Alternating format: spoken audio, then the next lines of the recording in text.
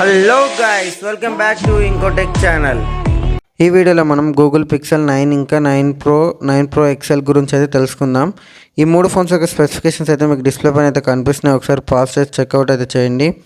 ఇంకా మనం ప్రొఫెషనల్గా మాట్లాడుకున్నట్టయితే 9 ప్రో ఇంకా 9 ప్రో ఎక్సెల్ అయితే మనకి బెస్ట్ అవుతుంది. ఇంకా ఈ ఫోన్స్ యొక్క స్పెసిఫికేషన్స్ కూడా మీకు డిస్ప్లే పైన అయితే కనిపిస్తున్నాయి.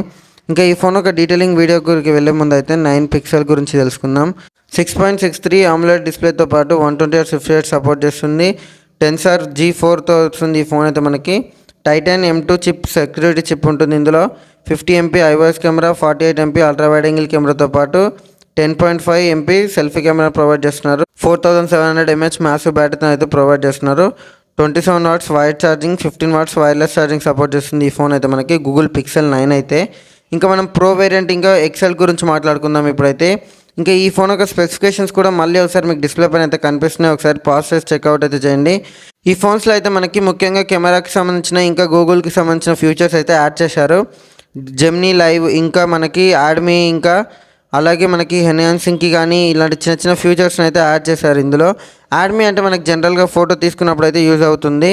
మ్యాజిక్ ఎడిటర్ కూడా ఉంటుంది. ఇందులో మనకి ఏఐని అయితే ఇందులో ఎక్కువగానే వాడుతున్నారు. ఇంకా ప్రొటెక్షన్ కోసం వీళ్ళైతే గొరిల్లా గ్లాస్ ఫిల్టర్స్ 2 ప్రొటెక్షన్తో వస్తుంది ఈ ఫోన్ అయితే మనకి. ఇంకా ఈ ఫోన్ ఒక డిస్ప్లే గురించి మాట్లాడుకున్నట్టయితే పిక్సెల్ ప్రో ఎక్సెల్ గురించి 6.8 LTPOLED AMOLED డిస్ప్లేతో వస్తుంది. 120Hz రిఫ్రెష్ రేట్ సపోర్ట్ చేస్తుంది. 3000 నీట్ పీక్ బ్రైట్నెస్ అయితే ఈ ఫోన్ యొక్క బ్రైట్నెస్ ఉంటుంది. ఇంకా మనకి ఇందులో 42 MP సెల్ఫీ కెమెరాను కూడా ప్రొవైడ్ చేస్తున్నారు. 50 MP main camera, 48 MP ultra wide angle camera, 48 MP telephoto కెమెరాని అయితే ప్రొవైడ్ చేస్తున్నారు పిక్సెల్ ప్రో ఎక్సెల్లో అయితే. మనకి ఈ ఫోన్లో మనకి కెమెరాస్ గురించి మాట్లాడుకున్నట్టయితే టాప్ నాచ్ పర్ఫార్మెన్స్ అయితే ఉంటుంది.